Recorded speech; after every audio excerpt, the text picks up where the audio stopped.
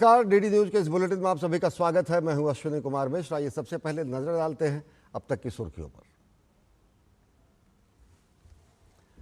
प्रधानमंत्री नरेंद्र मोदी ने पेरिस में भारतीय समुदाय को किया संबोधित। कहा, वैश्विक भविष्य को आकार दे रहा है भारत।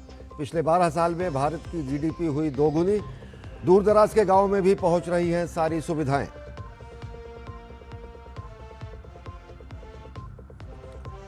प्रधानमंत्री नरेंद्र मोदी पेरिस में आयोजित विवा टेक भारत की तकनीकी प्रगति और नवाचार को दुनिया के सामने रखा। मानवता की भलाई के लिए तकनीक के इस्तेमाल पर दिया जोर। दुनिया से भारतीय स्टार्टअप के साथ मिलकर काम करने का किया आह्वान।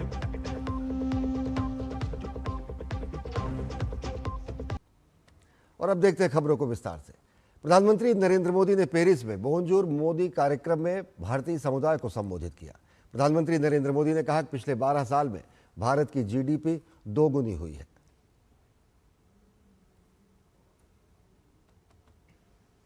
हमारी सरकार के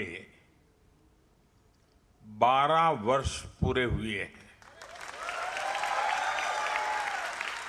चुने हुए प्रधानमंत्री के रूप में निरंतर 12 साल तक देश की सेवा करना मेरे जीवन का बहुत बड़ा सौभाग्य रहा है। यह भारत के लोकतंत्र की शक्ति है, जिसने एक चाय वाले को यहां तक पहुंचा दिया। साथियों, बीते 12 वर्ष 140 करोड़ भारतीयों के अद्भुत सामर्थ्य के रहे हैं। 12 साल के इस कालखंड में भारत का जीडीपी दोगुना हुआ है। प्रधानमंत्री नरेंद्र मोदी ने कहा कि भारत विश्व में एक विश्वसनीय साझेदार के रूप में उभर रहा है। एक समय था जब देशों के बीच रिश्ते केवल व्यापार से तय होते थे। आज व्यापार के साथ साथ ट्रस्ट यानी भरोसा भी उतना ही महत्वपूर्ण हो गया है। हर देश रिलायबल सप्लाई चेन चाहता है। हर देश स्टेबल पार्टनरशिप चाहता है। हर देश ऐसे साथियों की तलाश में है जिन पर लंबे समय तक भरोसा किया जा सके। और ऐसे समय में भारत विश्व में एक ट्रस्टेड पार्टनर के रूप में उभर रहा है। प्रधानमंत्री नरेंद्र मोदी ने कहा कि G7 के दौरान भारत ने विश्वास आधारित साझेदारी पर जोर दिया। साथ ही उन्होंने कहा कि ग्लोबल गवर्नेंस तभी प्रभावी होगी जब वो समावेशी होगी। G7 बैठक के दौरान मैंने ट्रस्ट बेस्ड पार्टनरशिप बनाने पर जोर दिया।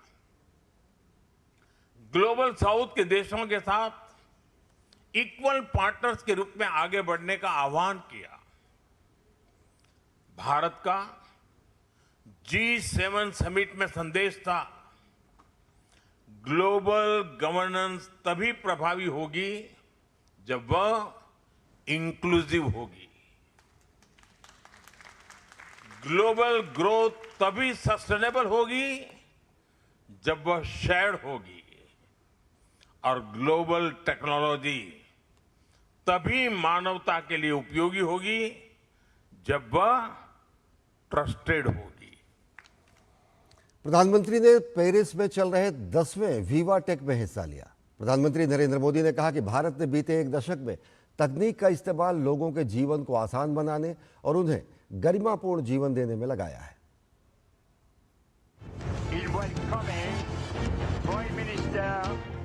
यूरोप के सबसे बड़े तकनीक इवेंट विवाटेक के मंच से प्रधानमंत्री नरेंद्र मोदी ने बीते एक दशक में भारत में हुई तकनीकी प्रगति को रेखांकित किया।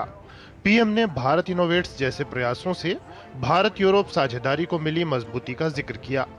पीएम ने भारत में एक दशक में हुई तकनीकी प्रगति की विस्तार से चर्चा की। कहा कि इससे वित्तीय समावेश, शिक्षा, टेलीमेडिसिन और कृषि सहित विभिन्न क्षेत्रों में बड़े बदलाव आए हैं। Technology can lead to progress only when it is democratized. India believes that in this era of disruption, technology must deliver for all. PM ने यूपीआई, डिजिलॉकर, गतिशक्ति प्लेटफॉर्म और स्वामित्व जैसे डिजिटल प्रयास गिनाए। सैटेलाइट डेटा से मछुआरों को मिल रही मदद का उल्लेख करते हुए पीएम ने कहा कि इन डिजिटल प्रयासों से जमीनी स्तर पर समृद्धि आ रही है। एआई का उदाहरण देते हुए पीएम ने कहा कि इसका प्रयोग जन कल्याण के लिए सुनिश्चित होना चाहिए। AI must improve lives, widen access, drive growth, and also help us sustain a healthy planet.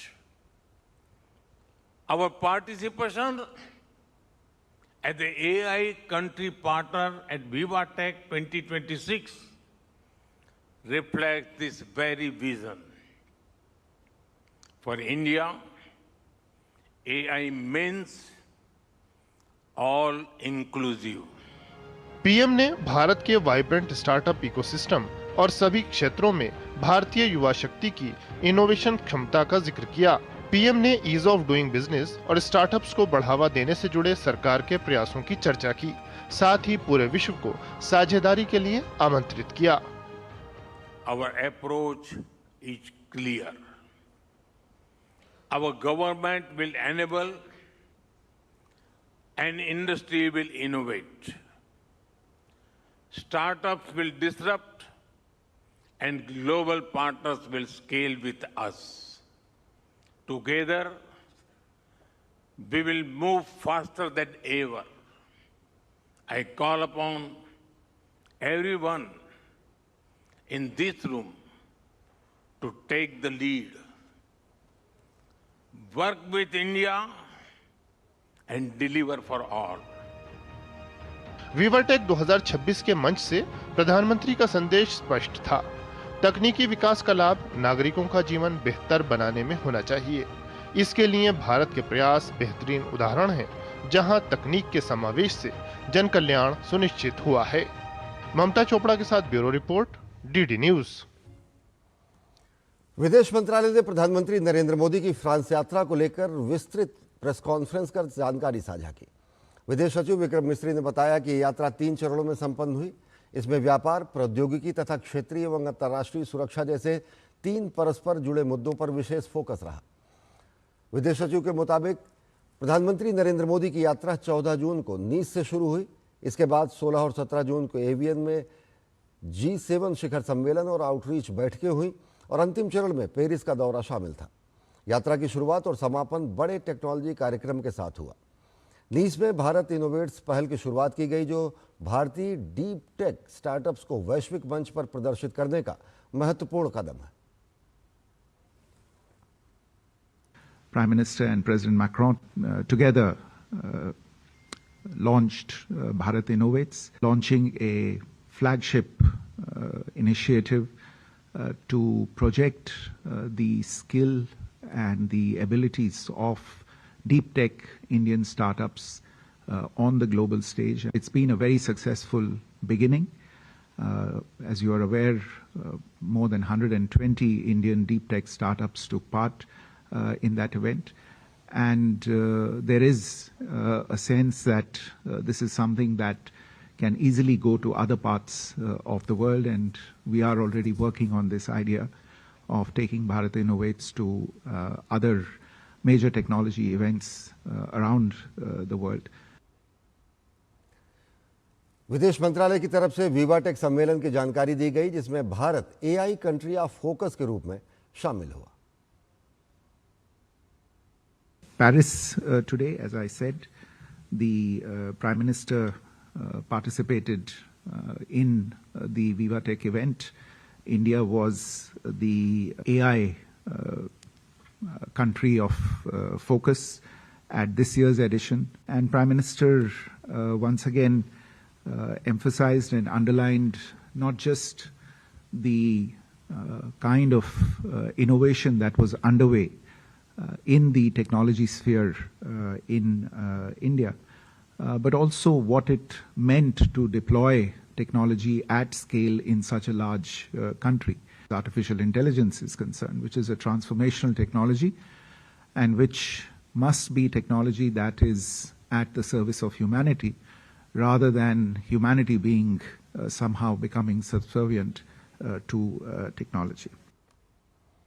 प्रधानमंत्री नरेंद्र मोदी की फ्रांस यात्रा के दौरान द्विपक्षीय बैठकें काफी सकारात्मक रही।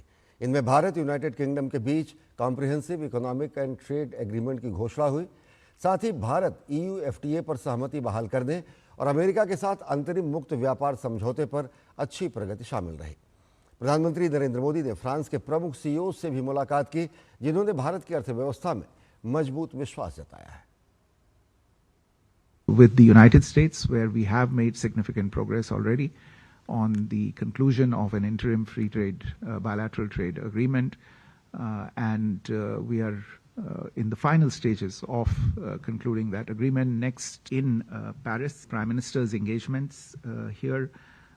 He began the day by meeting 4 leading French CEOs. The French leaders, corporate leaders, all of whom have significant association with India already, expressed their strong confidence in India's rapidly growing economy and expressed their readiness to expand their local footprints and deepen their presence and their partnership with India. Bharat में America के राजदूत Sergio Gor ने केंद्रीय गृह एवं सहकारिता मंत्री अमित शाह से नई दिल्ली में मुलाकात की। बैठक में रक्षा के क्षेत्र में और खासकर आतंकवाद और नशीले पदार्थों की तस्करी से निपटने के मुद्दे पर द्विपक्षीय सहयोग को मजबूत करने पर विस्तार से चर्चा हुई। बाद में दोनों नेताओं ने सोशल मीडिया प्लेटफॉर्म एक्स पर मुलाकात की तस्वीरें साझा करते हुए बातचीत की जानकारी साझा की। केंद्रीय गृह मंत्री अमित शाह ने बताया कि बैठक के दौरान आतंकवाद निरोधी और मादक पदार्थों की तस्करी के खिलाफ कार्रवाई के क्षेत्र में भारत और अमेरिका के बीच सहयोग बढ़ाने पर विस्तार से चर्चा हुई। साथ ही साथ उन्होंने कहा कि प्रधानमंत्री नरेंद्र मोदी के नेतृत्व में देश भारत अमेरिका व्यापक वैश्विक रणनीतिक साझेदारी को आगे बढ़ाने के लिए प्रतिबद्ध है, ताकि दोनों देशों के नागरिक इस द्विपक्षीय संबंध के लाभों से और अधिक लाभान्वित हो सके। सर्जियो गोर ने मुलाकात को सार्थक बताते हुए कहा कि दोनों नेताओं ने आतंकवाद से निपटने, अपने लोगों को नशीले पदार्थों और अवैध ड्रग्स से बचाने और अपनी सीमाओं को सुरक्षित करने और दोनों देशों में अपराधियों को मिलकर सजा दिलाने के लिए सहयोग बढ़ाने पर सार्थक चर्चा हुई। केंद्रीय गृह एवं सहकारिता मंत्री अमित शाह ने नई दिल्ली में सहकारी तंत्र बैंकिंग को मजबूत बनाने, जैविक उत्पादों को बढ़ावा देने और सहकारी उत्पादों के निर्यात के विस्तार के लिए राष्ट्रीय रोडमैप की समीक्षा की। बैठक में सहकारी क्षेत्र में तकनीक से अधिकाधिक उपयोग, साइबर सुरक्षा, डिजिटल भुगतान, साझा सेवा मंचों और सेवा वितरण प्रणाली को मजबूत करने पर विशेष जोर दिया गया। अमित शाह ने कहा कि सभी ग्रामीण सहकारी बैंक जल्द से जल्द सहकार सारथी से जुड़ें, जबकि शहरी सहकारी बैंकों को national urban cooperative finance and development corporation यानी NUCFDC का सदस्य बनकर उसकी सेवाओं का लाभ उठाना चाहिए। उन्होंने सहकारी बैंकों में साझा डिजिटल प्लेटफॉर्म, साइबर सुरक्षा तंत्र और सामान्य सेवाओं को शीघ्र अपनाने की आवश्यकता पर जोर दिया। बैठक में सहकारी बैंकों की धोखाधड़ी, जोखिम प्रबंधन और साइबर सुरक्षा क्षमताओं को मजबूत करने के लिए MuleHunter.ai को भारतीय साइबर अपराध समन्वय केंद्र I4C के साथ एकीकृत करने की प्रगति पर समीक्षा की गई। वहीं सहकार सारथी के तहत AEPS सेवाएं शुरू की जा चुकी हैं और चुनिंदा सहकारी बैंकों में eKYC सुविधा भी शुरू की गई है। अगस्त 2026 तक 100 सहकारी बैंकों को इससे जोड़ने का लक्ष्य रखा गया है। अमित शाह ने national cooperative Organics limited NCOL और national cooperative export limited NCEL की गतिविधियों और भविष्य की योजनाओं की समीक्षा की। उन्होंने जैविक किसानों से खरीद बढ़ाने, परीक्षण, प्रमाणन और बाजार संपर्क मजबूत करने के साथ साथ कोऑप मार्क के जरिए सहकारी उत्पादों को वैश्विक पहचान और प्रतिस्पर्धात्मक स्वरूप देने पर जोर दिया। और अब बात झारखंड की। झारखंड में राज्यसभा चुनाव के नतीजों में कांग्रेस और इंडिया गठबंधन को बड़ा झटका लगा है।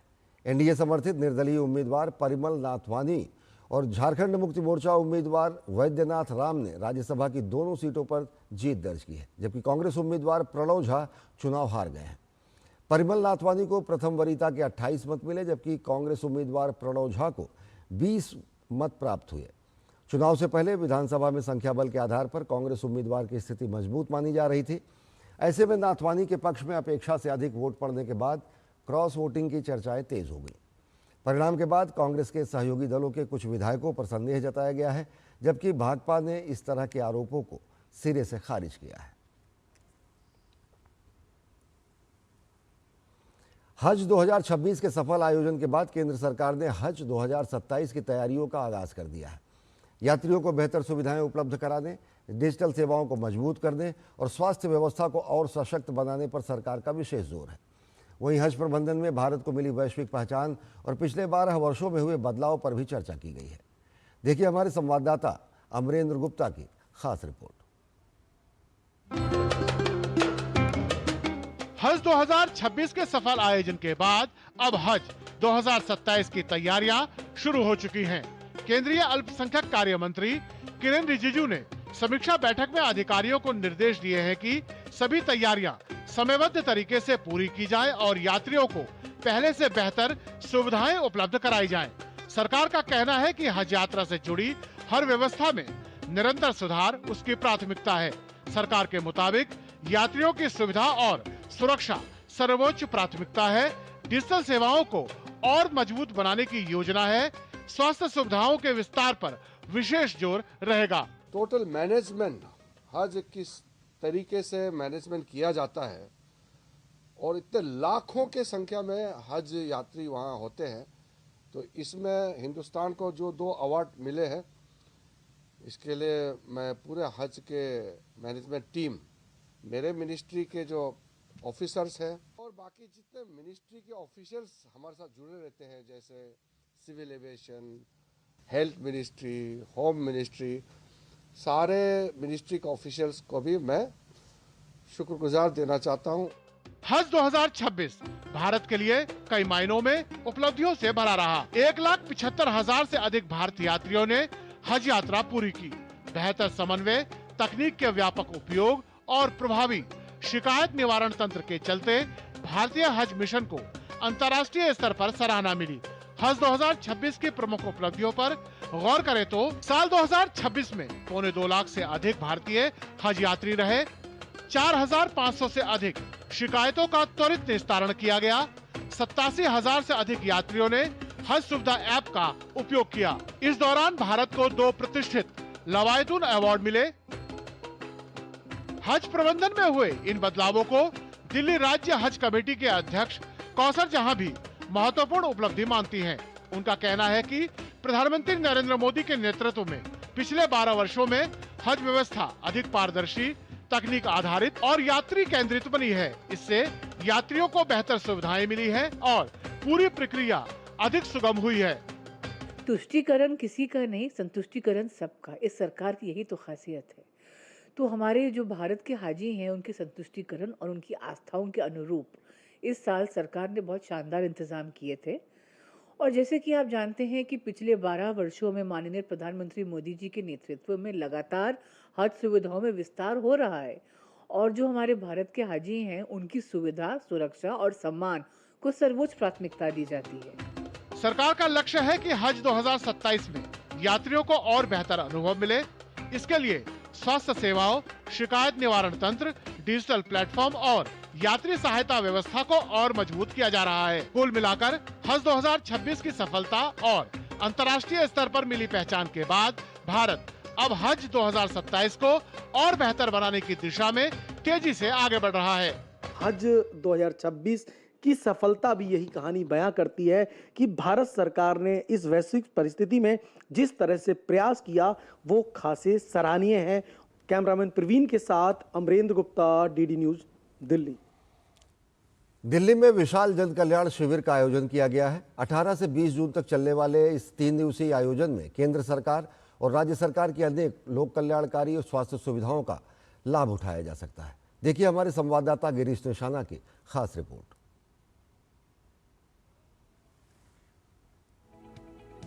विकास के, विश्वास के और जन कल्याण के 12 साल। जी हां, दिल्ली सरकार आम नागरिकों को सरकारी सेवाएं उनके घर के निकट और सरल तरीके से उपलब्ध कराने के लिए 18 जून से 20 जून तक राजधानी के 42 स्थानों पर व्यापक जन कल्याण शिविरों का आयोजन कर रही है। इन शिविरों में केंद्र सरकार और दिल्ली सरकार की विभिन्न जन कल्याणकारी योजनाओं और सेवाओं को एक ही मंच पर उपलब्ध कराया जा रहा है, जिससे लोगों को अलग अलग कार्यालयों के चक्कर नहीं लगाने पड़ेंगे। देश के नागरिकों को सशक्त बनाने के संकल्प के साथ पूर्वी दिल्ली में भी इन शिविरों का आयोजन किया गया। केंद्रीय सड़क परिवहन और राजमार्ग राज्य मंत्री और भाजपा के दिल्ली प्रदेश अध्यक्ष हर्ष मल्होत्रा ने भी सर्वोदय कन्या विद्यालय विश्वास नगर में एक शिविर का उद्घाटन किया।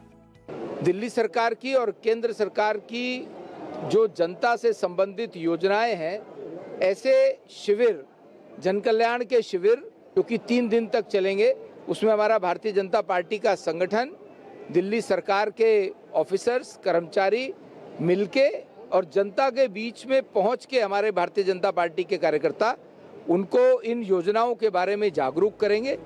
इस शिविर की सबसे बड़ी खासियत ये है कि एक ही छत के नीचे यहाँ सभी सुविधाएं मिलती हैं। यहाँ नए आधार पंजीकरण, प्रधानमंत्री स्वनिधि योजना, राशन कार्ड, पिंक कार्ड और ई श्रम कार्ड बनवाने की ऑन द स्पॉट व्यवस्था की गई है। साथ ही लोग अपना जनधन खाता भी खुलवा सकते हैं। इसके अलावा प्रधानमंत्री सूर्य घर योजना के तहत और सौर ऊर्जा संबंधी जानकारी और लाभ प्राप्त करने की सुविधा भी प्रदान की जाएगी। हम हर सब डिवीजन में जाके जो समुदाय केंद्र होते हैं, स्कूल होते हैं, वहाँ पे जन कल्याण शिविर लगा रहे हैं, जिससे सारी जो स्कीम्स हैं वो एक ही जगह सभी लोगों को मिल जाएं। लोग यहाँ आ सकते हैं, हर स्कीम के बारे में देखिए, हर डिपार्टमेंट ने अपनी स्टॉल लगा रखी है, क्या क्या उनकी स्कीम्स हैं। अगर उस स्कीम में कोई रजिस्ट्रेशन हो रहा है और वो एलिजिबल हैं उसके लिए, तो वो उसी समय उसका रजिस्ट्रेशन भी करा सकते हैं। और कुछ स्कीम्स जैसे हमारा पिंक कार्ड है, राशन कार्ड है, उसका रजिस्ट्रेशन ऑन द स्पॉट हो रहा है। सभी संबंधित विभागों को इन शिविरों में भाग लेने और मौके पर ही अधिकतम मामलों का निस्तारण करने के निर्देश दिए गए हैं। अधिकांश शिविर विद्यालय परिसर में लगाए जा रहे हैं ताकि नागरिकों को सुविधाजनक और सुलभ स्थान उपलब्ध हो सके। शिविरों में आने वाले लोगों के बैठने, प्रतीक्षा करने और आवश्यक सहायता प्राप्त करने की भी समुचित व्यवस्था की गई है। सभी शिविर प्रतिदिन सुबह 10 बजे से शाम 5 बजे तक संचालित होंगे। इस तरह के जन कल्याण शिविरों का उद्देश्य शासन को जनता के द्वार तक पहुंचाना और नागरिकों की समस्याओं का जल्द समाधान सुनिश्चित करना है। दिल्ली सरकार की प्राथमिकता है कि पात्र नागरिकों को योजनाओं का लाभ समयबद्ध और पारदर्शी तरीके से मिल सके। कैमरामैन सन्नी काला के साथ गिरीश निशाना, DD न्यूज, दिल्ली। मुंबई अंतर्राष्ट्रीय फिल्म महोत्सव में आयोजित वेव्स डॉग बाजार के दूसरे संस्करण का गुरुवार को समापन हो गया। 3 दिनों तक चले इस मंच ने दुनिया भर के डॉक्यूमेंट्री निर्माता, ब्रॉडकास्टर्स, स्ट्रीमिंग प्लेटफॉर्म्स और निवेशकों के साथ साथ इंडस्ट्री के पेशेवरों को एक वैश्विक मंच प्रदान किया। देखिए खास रिपोर्ट। वेव्स डॉग बाजार 2026 को 19 देशों से 35 भाषाओं में 155 प्रविष्टियां प्राप्त हुई हैं, जो डॉक्यूमेंट्री फिल्मों के प्रति बढ़ती वैश्विक रुचि को दर्शाती हैं। इनमें से 12 परियोजनाओं का चयन पिंचिंग सत्रों और मार्केट गतिविधियों के लिए किया गया। समापन समारोह में ऑन अ गुड नोट को प्रसाद लैब्स अवार्ड के तहत निशुल्क 4K DI सेवाएं और reborn India films distribution award प्रदान किया गया। इट टेक्स अ विलेज को प्रसाद लैब्स की ओर से DI सेवाओं पर 50% की छूट दी गई। वहीं अडीयू दिल्ली और 2-4 दिन को IICT पोस्ट प्रोडक्शन अवार्ड से सम्मानित किया गया। NFDC cash grant award Kunchok and his many moons, the girl beneath the sun और टुकड़ों टुकड़ों पृथ्वी को प्रदान किए गए। फिल्म्स बाजार के वर्क इन प्रोग्रेस में ये फिल्म थी और यहाँ पे हमें एक कैश प्राइज़ मिला है और डेफिनेटली इस फिल्म के पोस्ट प्रोडक्शन में हमें ये फ़ायदा होगा इस अवार्ड का। और आगे भी हम चाहेंगे कि हम ये फिल्म जहाँ भी हम प्रेजेंट करें वहाँ पे पोस्ट प्रोडक्शन की हेल्प के लिए हम पहुँच पाएँ, कोई लैब में या एडिट लैब में या मेंटर लैब में, और इस अवार्ड से हमें काफ़ी फ़ायदा होगा। मेरी फिल्म का नाम 2-4 दिन है। जो मेरी कैटेगरी थी वो थी पोस्ट प्रोडक्शन अवार्ड मिला है एंड मैं अपनी टीम का बहुत शुक्रगुजार हूँ एंड इससे मैं अपनी फिल्म को और आगे अलग अलग जगहों पे लेके जाऊंगी। मैं अपनी शॉर्ट डॉक्यूमेंट्री यहाँ पे प्रेजेंट करने आई थी जिसका नाम है द गर्ल बीनीथ द सन। इस डॉक्यूमेंट्री को उन्होंने एक अवार्ड दिया है जो इस प्लेटफॉर्म की तरफ से जो भी मिला है, जो सपोर्ट मिला है, उससे अब मैं फाइनली अपना फीचर डॉक्यूमेंट्री बनाने का ही प्लान कर रही हूँ। मेरी फिल्म का नाम था बंगाली में टुकड़ों टुकड़ों पृथ्वी, इंग्लिश में अर्थ पीसेस एंड अभी यहाँ पे मुझे कैश ग्रांट मिला है जो मुझे लगता है will help me to submit to more festivals and also मुझे मदद करेगा to fund the next feature. Rashtriya Film Vikas Nigam के प्रबंध निदेशक प्रकाश मखदूम ने कहा कि डॉग बाजार के दूसरे संस्करण को मिली उत्साहजनक प्रतिक्रिया डॉक्यूमेंट्री फिल्मों के लिए समर्पित मंचों की बढ़ती आवश्यकता को रेखांकित करती है। यहाँ पे जो प्लेटफॉर्म मिला उन लोगों को तो डिस्ट्रीब्यूशन हो या बाकी का जो भी पोस्ट प्रोडक्शन हो उसमें इनको सहायता मिली। 3-4 दिन में उनके बहुत सारे जो स्टेक होल्डर्स है इस क्षेत्र में उनके साथ उनका डिस्कशन हो गया। तो मुझे लग रहा है ये जर्नी है, अभी तो शुरुआत हुई है, बट आई एम श्योर कि ये जो आगे वाले जो दिनों में है हम उनका हैंड होल्डिंग करेंगे, उनका मेंटरिंग करेंगे सो दैट ये जो डॉक्यूमेंट्रीज अभी कोई भी स्टेज पे हो वो जो है आगे जाके विश्व में अपना नाम कमाएंगे। डॉक्यूमेंट्री फिल्म निर्माताओं के लिए एक समग्र मंच के रूप में तैयार किया गया वेव्स डॉग बाजार viewing room, work in progress lab और वर्चुअल रियलिटी, ऑगमेंटेड रियलिटी तथा इंटरैक्टिव स्टोरी टेलिंग पर केंद्रित इमर्सिव मार्केट जैसी पहले उपलब्ध कराता है। इसका उद्देश्य फिल्मकारों को मेंटर्स, निवेशकों, वितरकों और सहयोगी साझेदारों से जोड़कर उनकी परियोजनाओं को वैश्विक दर्शकों तक पहुंचाना है। श्यामा मिश्रा की रिपोर्ट, टीडी न्यूज, मुंबई। और अब खबरें फुटबॉल विश्व कप की।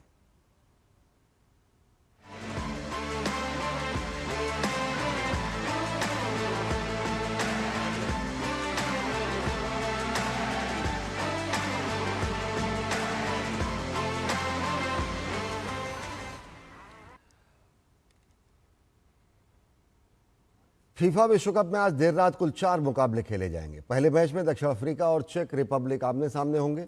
दूसरा मैच स्विट्जरलैंड और बोस्निया हर्जेगोविना के बीच होगा। तीसरे मैच के लिए कनाडा और कतर की टीम मैदान पर उतरेगी और चौथा मैच मैक्सिको और दक्षिण कोरिया के बीच खेला जाएगा। देखिए हमारी खास रिपोर्ट। विश्व कप 2026 में ग्रुप ए के अहम मुकाबले में दक्षिण अफ्रीका और चेक रिपब्लिक आमने सामने होंगे। दक्षिण अफ्रीका को अपने पहले मैच में मैक्सिको के खिलाफ हार का सामना करना पड़ा था, जबकि चेक रिपब्लिक दक्षिण कोरिया से शिकस्त झेल चुकी है। ऐसे में दोनों टीमों के लिए ये मुकाबला करो या मरो जैसा है। हारने वाली टीम के लिए नॉकआउट दौर की राह बेहद मुश्किल हो सकती है। ग्रुप बी में स्विट्जरलैंड का सामना बोस्निया और हर्जेगोविना से होगा। दोनों टीमों ने अपने पहले मुकाबले ड्रॉ खेले थे। स्विट्जरलैंड ने कतर के खिलाफ 1-1 की बराबरी हासिल की थी, जबकि बोस्निया ने कनाडा के खिलाफ अंक बांटे थे। ऐसे में ये मुकाबला ग्रुप में बढ़त हासिल करने का सुनहरा मौका है। मुकाबले का नतीजा ग्रुप बी की तस्वीर काफी हद तक साफ कर सकता है। फीफा विश्व कप 2026 में कनाडा और कतर की टीमें पहली जीत की तलाश में मैदान में उतरेंगी।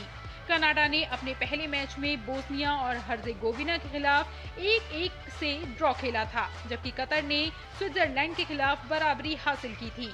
दोनों टीमों के पास 1-1 अंक है और जीत उन्हें नॉकआउट की दौड़ में मजबूत स्थिति में पहुंचा सकती है। घरेलू महाद्वीप में खेल रही कनाडाई टीम पर अपेक्षाओं का दबाव रहेगा, जबकि कतर पिछले विश्व कप के अनुभव का फायदा उठाकर महत्वपूर्ण अंक हासिल करना चाहेगा। ग्रुप ए का सबसे चर्चित मुकाबला मैक्सिको और दक्षिण कोरिया के बीच खेला जाएगा। मैक्सिको ने अपने पहले मैच में दक्षिण अफ्रीका को 2-0 से हराकर शानदार शुरुआत की थी, जबकि दक्षिण कोरिया ने चेक रिपब्लिक को 2-1 से मात दी थी। दोनों टीमों के 3-3 अंक हैं और जीत उन्हें नॉकआउट चरण के बेहद करीब पहुंचा सकती है।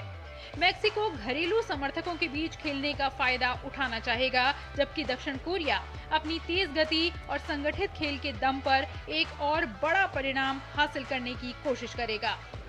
Sports desk, DD news.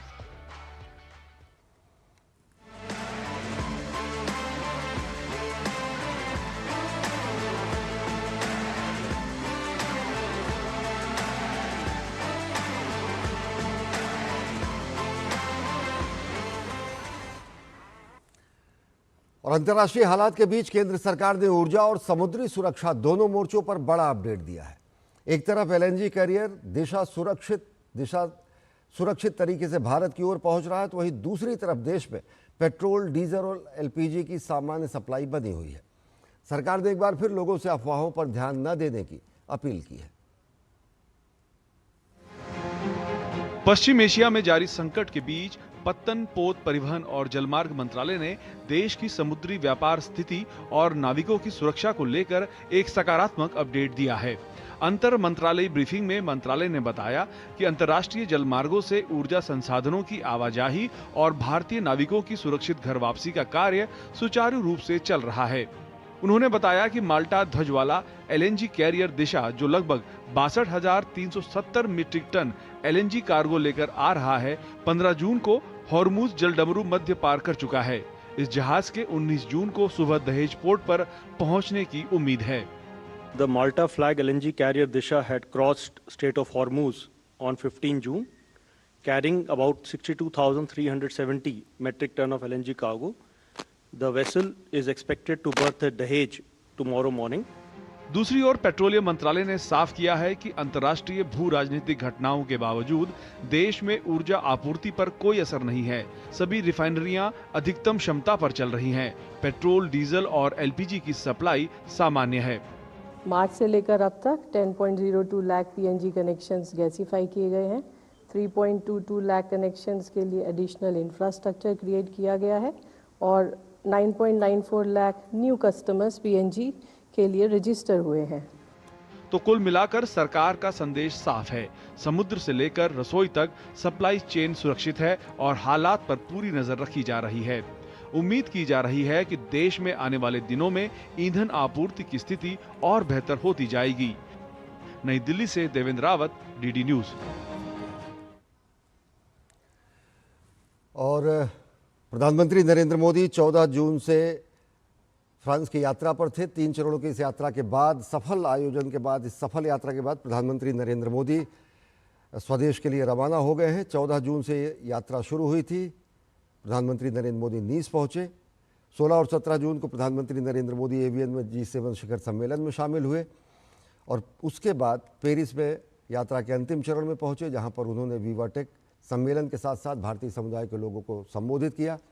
हवाई अड्डे पर प्रधानमंत्री को विदा करने के लिए भारतीय दूतावास के वरिष्ठ अधिकारी और फ्रांस के अनेक वरिष्ठ राजनयिक और अधिकारी मौजूद थे और प्रधानमंत्री बेहद सफल फ्रांस यात्रा के बाद स्वदेश के लिए रवाना हो चुके हैं।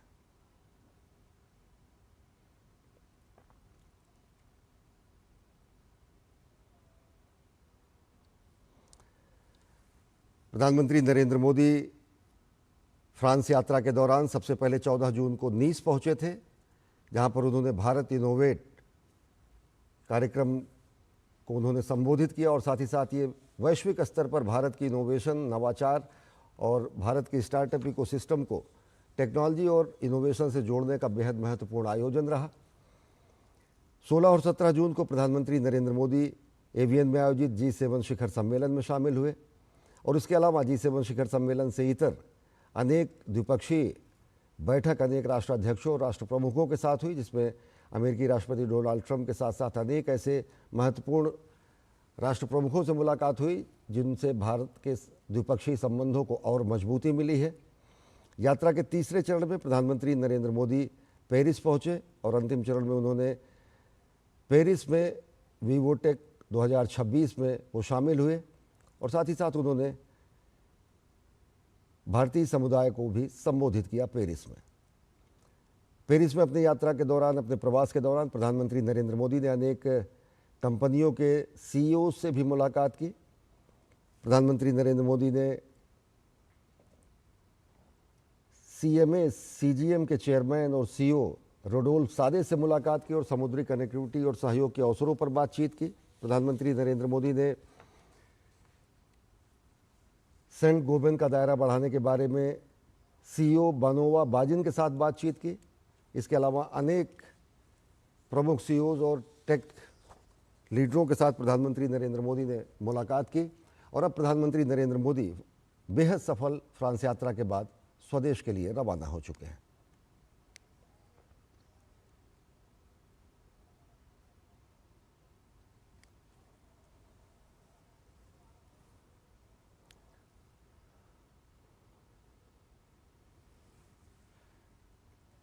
प्रधानमंत्री नरेंद्र मोदी 14 जून से फ्रांस की यात्रा पर थे। 16-17 जून G7 शिखर सम्मेलन में उन्होंने हिस्सा लिया। अनेक राष्ट्राध्यक्षों से G7 से इतर उन्होंने मुलाकात की और उसके बाद यात्रा के अंतिम चरण में पेरिस पहुंचे, जहां वीवोटेक 2026 और साथ ही साथ भारतीय समुदाय को उन्होंने संबोधित किया। तो बेहद सफल फ्रांस यात्रा के बाद प्रधानमंत्री नरेंद्र मोदी स्वदेश के लिए रवाना हो चुके हैं। तो बुलेटिन में फिलहाल इतना ही। देश और दुनिया की ताज़ा तरीन खबरों के लिए देखते रहिए DD न्यूज़। नमस्कार।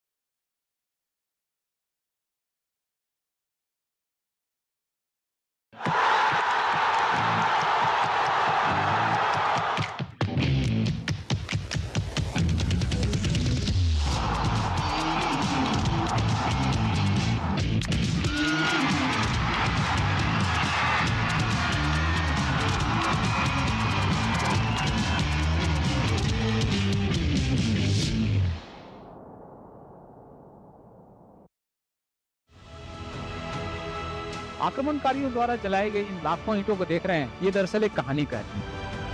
हम हर बार नष्ट किए गए और हर बार अपनी राख से खड़े होने का शौर्य हमने दिखाया है। विध्वंस की नींव पर खड़े होकर निर्माण की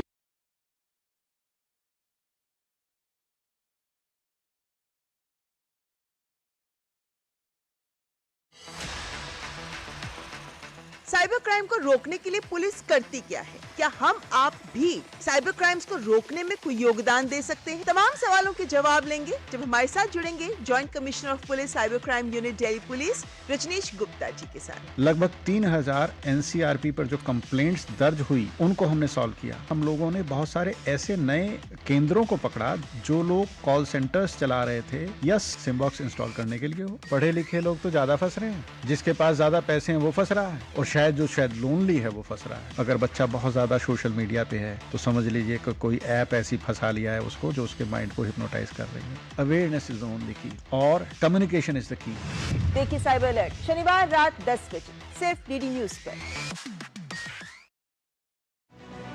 इस हफ्ते डिफेंस डायनेमिक्स में युद्ध क्षेत्र में निगरानी की परिभाषा बदलने वाले अगली पीढ़ी के V-BAT ड्रोन से लेकर भारत की मिसाइल सुरक्षा को मजबूत बनाने वाले AD-1 और AD-2 इंटरसेप्टर तक, कैसे AI इनेबल्ड ऑटोनॉमी से लेकर हाइपरसोनिक डिफेंस जल, थल और नभ में भारत की रणनीतिक तैयारियों को बदल रही है, और मध्य रात्रि में हुए रहस्यमयी अग्नि लॉन्च के पीछे क्या है रणनीतिक संदेश।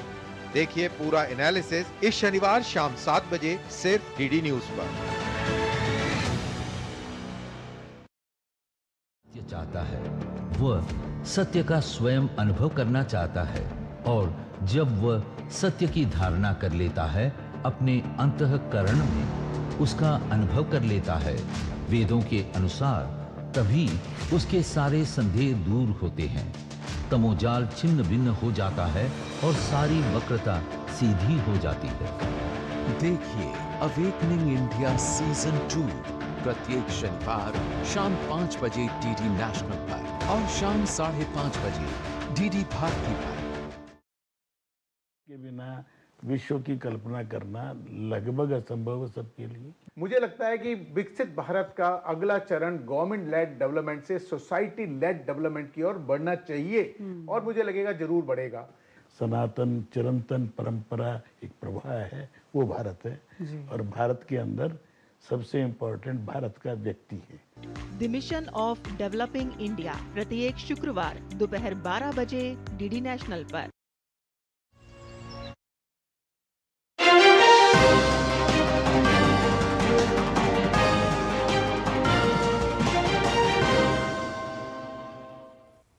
नमस्कार, मैं हूं अश्विनी कुमार मिश्र। देखिए सबसे पहले अब तक की सुर्खियां। दो देशों की सफल यात्रा संपन्न कर स्वदेश रवाना हुए प्रधानमंत्री नरेंद्र मोदी। स्लोवाकिया और फ्रांस के शीर्ष नेतृत्व से मुलाकातें, कई ग्लोबल इवेंट्स को किया संबोधित।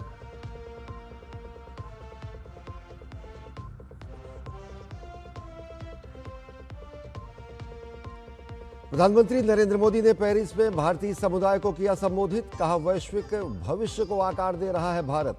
पिछले 12 साल में भारत की जीडीपी हुई दोगुनी। दूर दराज के गांवों में भी पहुंच रही है सारी सुविधाएं।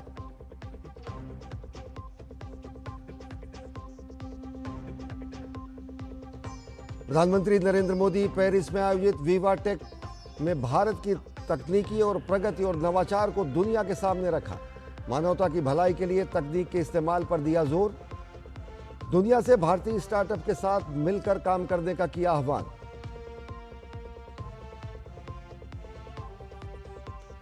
केंद्रीय गृह एवं सहकारिता मंत्री अमित शाह का सहकारिता क्षेत्र में डिजिटल बदलाव पर जोर। समीक्षा बैठक के दौरान सहकारी बैंकों के साझा डिजिटल प्लेटफॉर्म अपनाने का आह्वान। कहा, सहकार सारथी से जुड़े ग्रामीण सहकारी बैंक।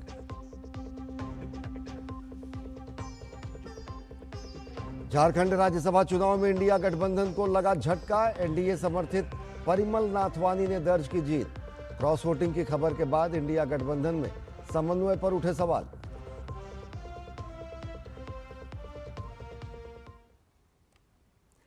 और देखते हैं खबरों को विस्तार से। प्रधानमंत्री नरेंद्र मोदी फ्रांस और स्लोवाकिया के सफल दौरे के बाद स्वदेश के लिए रवाना हो गए हैं। प्रधानमंत्री नरेंद्र मोदी फ्रांस की राजधानी पेरिस से नई दिल्ली के लिए रवाना हुए।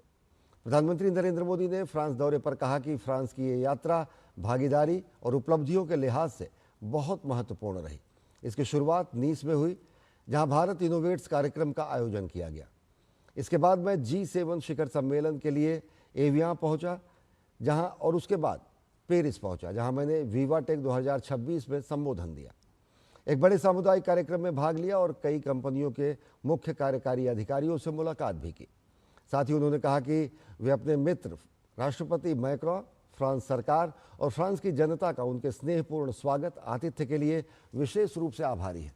साथ ही उन्होंने कहा कि आने वाले समय में भारत और फ्रांस की मित्रता और भी मजबूत होगी।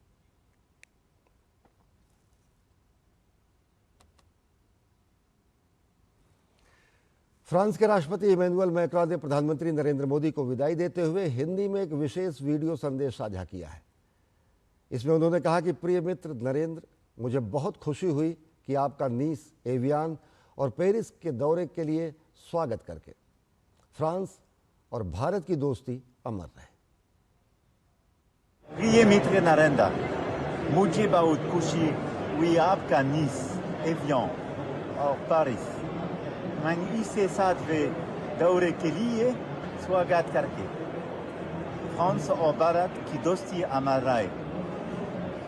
I hope it was correct, but my dear Narendra, dear Prime Minister, I wanted to thank you so much for your friendship. France loves you. I'm so happy you are with so many friends in Paris before leaving and going back to Delhi. I come to visit you in next February, but you are my true friend. We love you. Take care.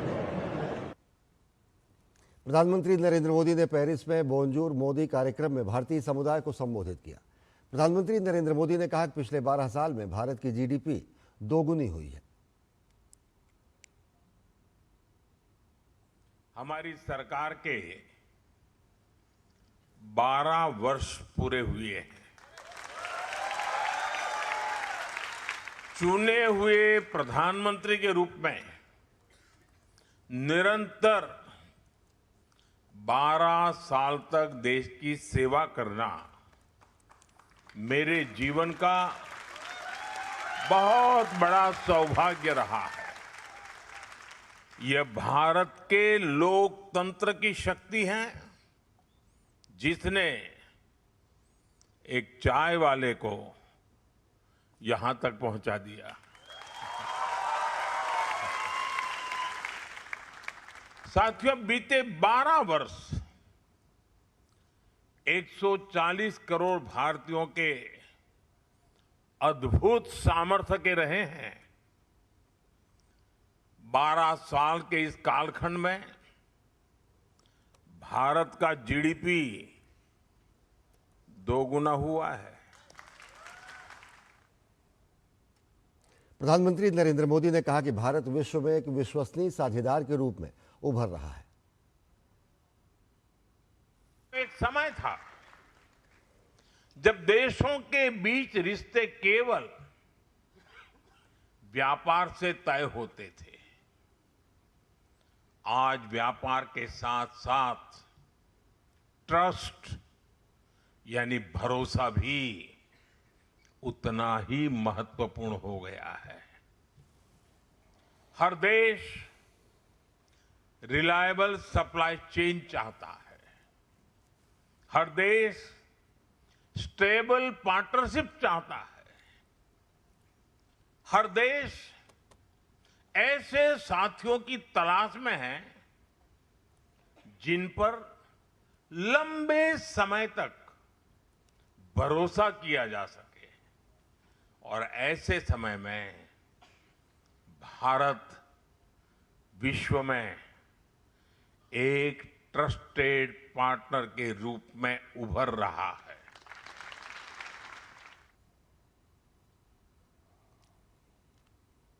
प्रधानमंत्री नरेंद्र मोदी ने कहा कि G7 के दौरान भारत ने विश्वास आधारित साझेदारी पर जोर दिया।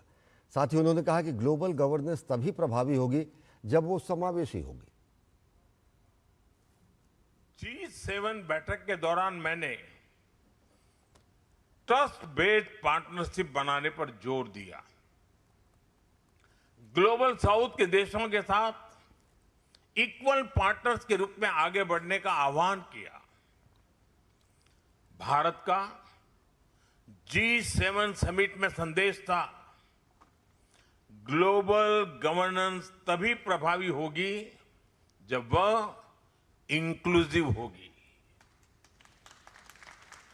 ग्लोबल ग्रोथ तभी सस्टेनेबल होगी जब वह शेयर्ड होगी। और ग्लोबल टेक्नोलॉजी तभी मानवता के लिए उपयोगी होगी जब वह ट्रस्टेड होगी। प्रधानमंत्री ने पेरिस में चल रहे 10वें वीवा टेक में हिस्सा लिया। प्रधानमंत्री नरेंद्र मोदी ने कहा कि भारत ने बीते एक दशक में तकनीक का इस्तेमाल लोगों के जीवन को आसान बनाने और उन्हें गरिमापूर्ण जीवन प्रदान करने में किया है।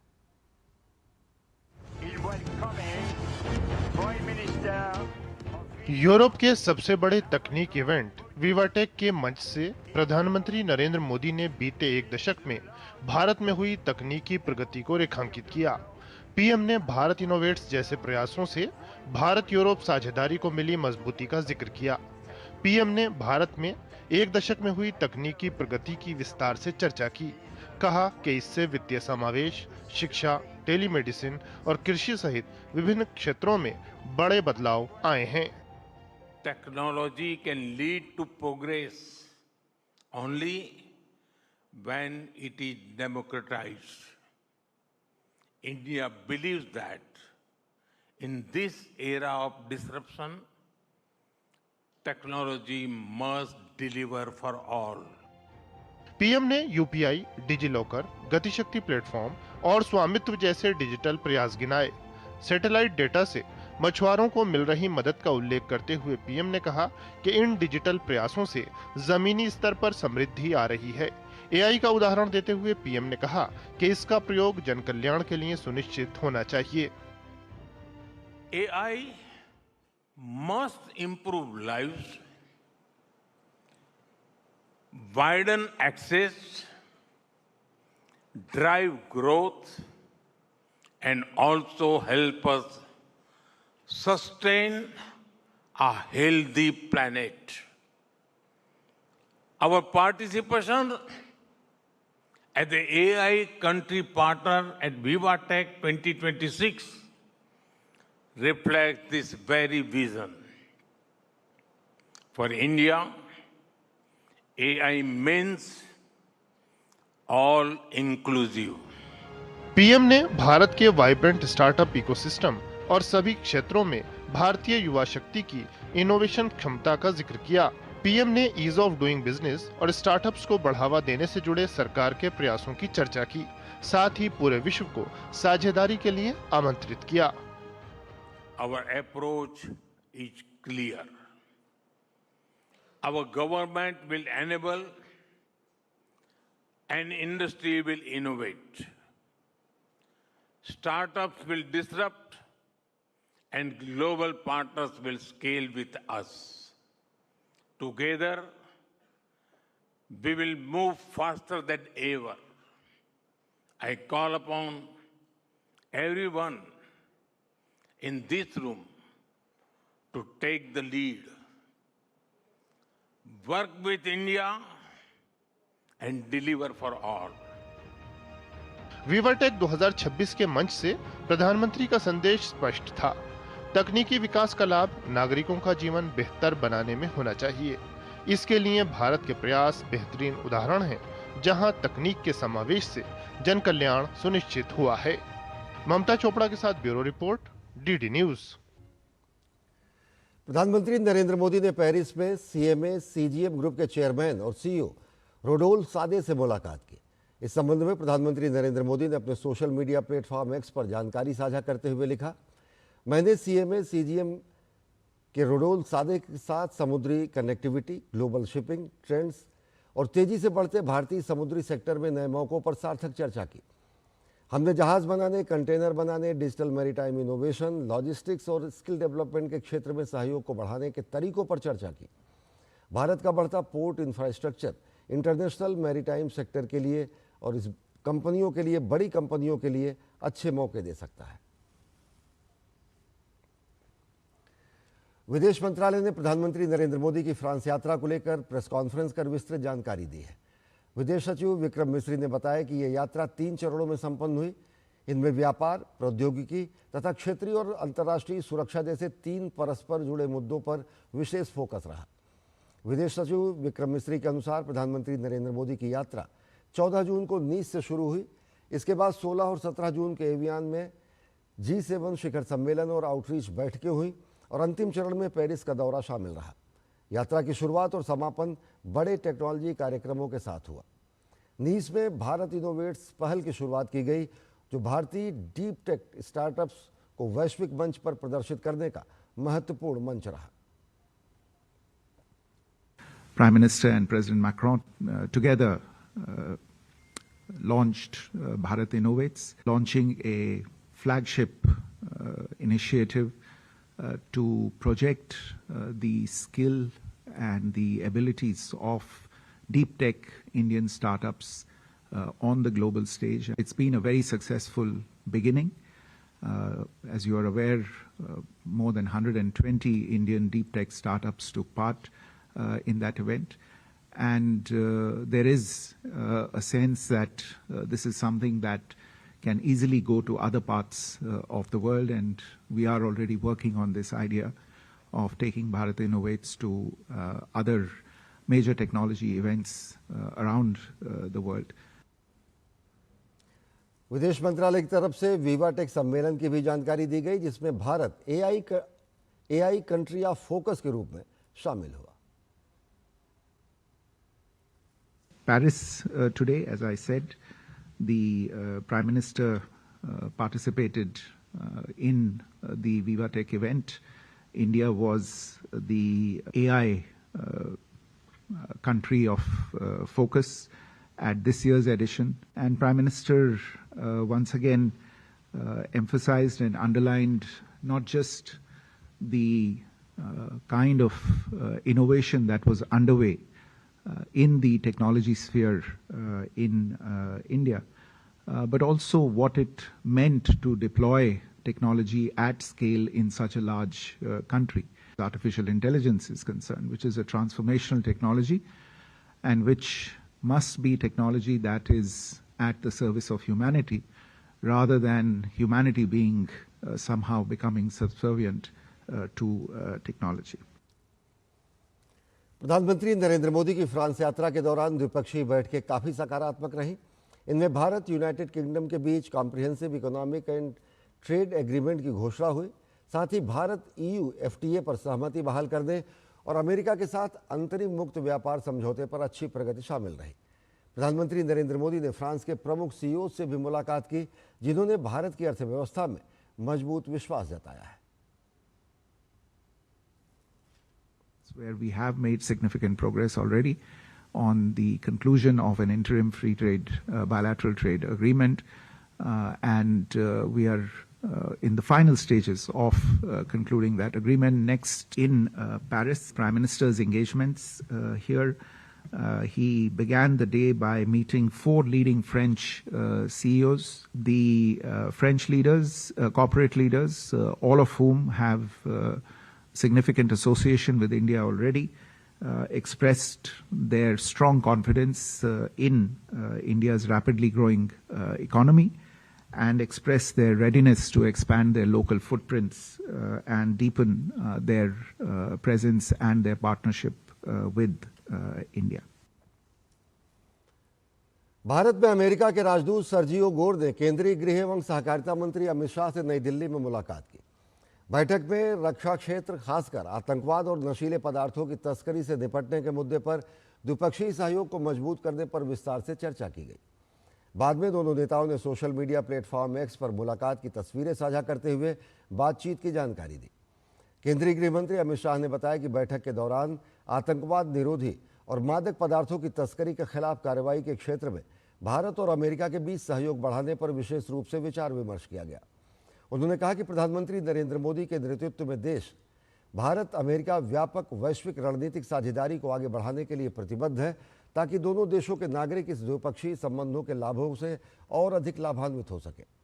सर्जियो गोर ने मुलाकात को सार्थक बताते हुए कहा कि दोनों नेताओं ने आतंकवाद से निपटने, अपने नागरिकों को नशीले पदार्थों और अवैध ड्रग्स से बचाने और अपनी सीमाओं को सुरक्षित करने और दोनों देशों में अपराधियों को मिलकर सजा दिलाने के लिए सहयोग बढ़ाने पर सार्थक चर्चा हुई। केंद्रीय गृह एवं सहकारिता मंत्री अमित शाह ने नई दिल्ली में सहकारी बैंकिंग तंत्र को मजबूत बनाने, जैविक उत्पादों को बढ़ावा देने और सहकारी उत्पादों के निर्यात के विस्तार के लिए राष्ट्रीय रोडमैप की समीक्षा की। बैठक में सहकारी क्षेत्र में तकनीक के अधिकाधिक उपयोग, साइबर सुरक्षा, डिजिटल भुगतान, साझा सेवा मंचों और सेवा वितरण प्रणाली को मजबूत करने पर विशेष जोर दिया गया। अमित शाह ने कहा कि सभी ग्रामीण सहकारी बैंक जल्द से जल्द सहकार सारथी से जुड़े, जबकि शहरी सहकारी बैंकों को national urban cooperative finance and development corporation यानी NUCFDC का सदस्य बनकर इसकी सेवाओं का लाभ उठाना चाहिए। उन्होंने सहकारी बैंकों में साझा डिजिटल प्लेटफॉर्म, साइबर सुरक्षा, सामान्य सेवाओं को शीघ्र अपनाने की आवश्यकता पर जोर दिया। बैठक में सहकारी बैंकों की धोखाधड़ी, जोखिम प्रबंधन और साइबर सुरक्षा क्षमताओं को मजबूत करने के लिए MuleHunter.ai को भारतीय साइबर अपराध समन्वय केंद्र I4C के साथ एकीकृत करने की प्रगति की समीक्षा की गई। वहीं सहकार सारथी के साथ AEPS सेवाओं को शुरू किया जा चुका है और चुनिंदा सहकारी बैंकों में eKYC सुविधा भी शुरू की गई है। अगस्त 2026 तक 100 सहकारी बैंकों को इससे जोड़ने का लक्ष्य रखा गया है। अमित शाह ने national cooperative Organics limited NCOL और national cooperative export limited NCEL की गतिविधियों और भविष्य की योजनाओं की समीक्षा की। उन्होंने जैविक किसानों से खरीद बढ़ाने, परीक्षण, प्रमाणन और बाजार संपर्क मजबूत करने के साथ साथ कोऑप मार्क के जरिए सहकारी उत्पादों की वैश्विक पहचान और प्रतिस्पर्धात्मक स्वरूप देने पर जोर दिया।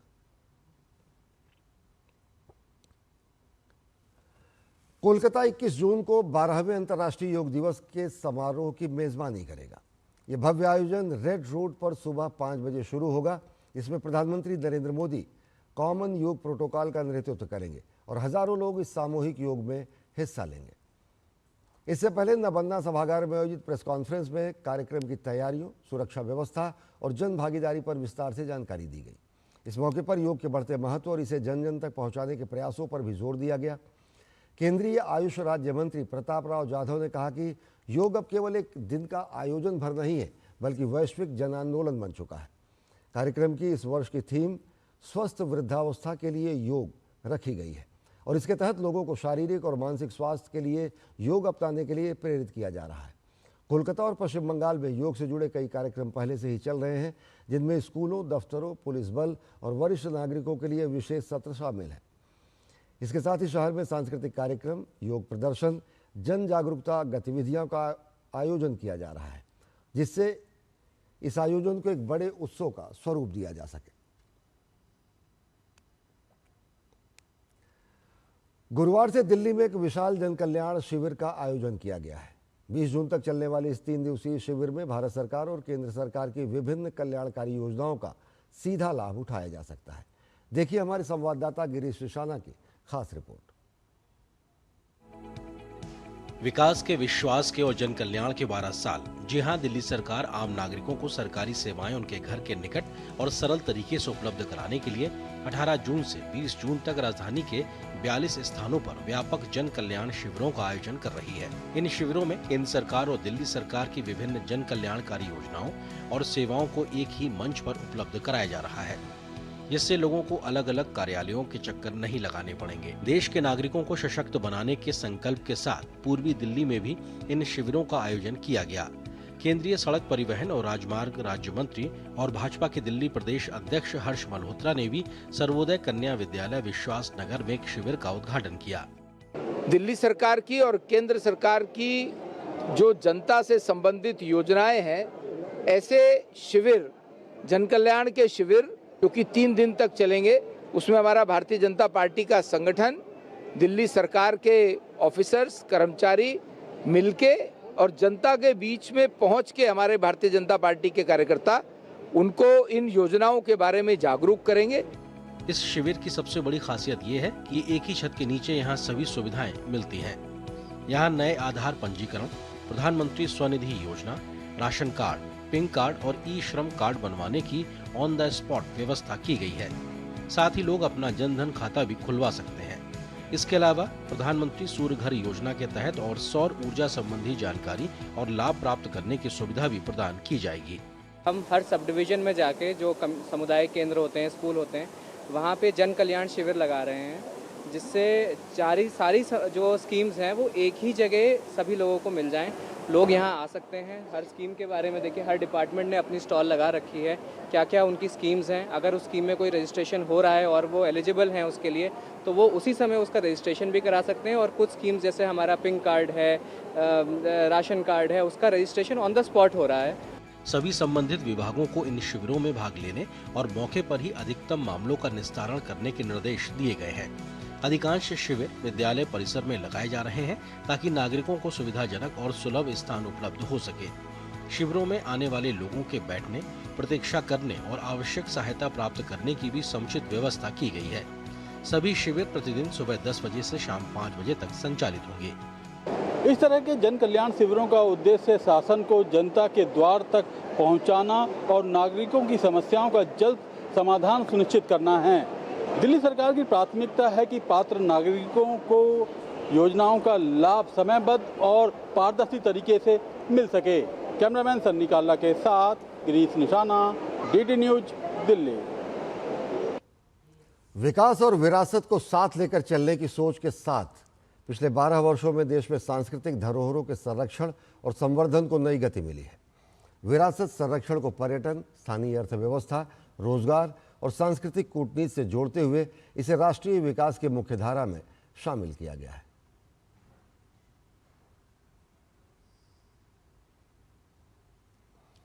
आध्यात्मिक और सांस्कृतिक पर्यटन को बढ़ावा देने के लिए प्रसाद योजना के तहत 54 परियोजनाओं को मंजूरी दी गई है। इनमें 32 पूरी हो चुकी हैं। स्वदेश दर्शन योजना के तहत 76 परियोजनाओं पर 5,290 करोड़ रुपए से अधिक खर्च किए गए हैं, जबकि स्वदेश दर्शन 2 के तहत 53 नई परियोजनाएं क्रियान्वयन के विभिन्न चरणों में हैं। हृदय योजना के जरिए 12 विरासत शहरों में बुनियादी सुविधाओं और पर्यटन ढांचे को सुदृढ़ किया गया है। काशी विश्वनाथ धाम, महाकाल लोक, अयोध्या, केदारनाथ, सोमनाथ जैसे प्रमुख तीर्थ स्थलों के पुनर्विकास ने आध्यात्मिक पर्यटन को नई ऊंचाइयों पर पहुंचाया है। काशी विश्वनाथ धाम में 3.5 वर्षों में 25 करोड़ से अधिक श्रद्धालु पहुंचे हैं, जबकि अयोध्या में वर्ष 2024 के दौरान 16 करोड़ से ज़्यादा श्रद्धालुओं ने दर्शन किए। केदारनाथ रोपवे परियोजना से यात्रा का समय 8 से 9 घंटे से घटकर 36 मिनट का रह जाएगा। राष्ट्रीय स्मारक एवं पुरावशेष मिशन के तहत देश भर के 1,84,000 से अधिक स्मारकों और 17,20,000 से ज़्यादा पुरावशेषों का दस्तावेजीकरण किया गया। वहीं भारतीय पुरातत्व सर्वेक्षण के 3,686 संरक्षित स्मारकों के संरक्षण और रखरखाव की जिम्मेदारी पुरातत्व विभाग निभा रहा है। ज्ञान भारतम मिशन के माध्यम से लाखों पांडुलिपियों को डिजिटल स्वरूप में संरक्षित किया गया है। 8 लाख से अधिक डिजिटलाइज पांडुलिपियों को नए मानकों के अनुरूप तैयार किया गया है। इनमें से 1,29,000 से अधिक सार्वजनिक उपयोग के लिए उपलब्ध हैं। वैदिक हेरिटेज पोर्टल के जरिए वेदों, शाखाओं और वैदिक परंपराओं को डिजिटल माध्यम से संरक्षित किया गया है।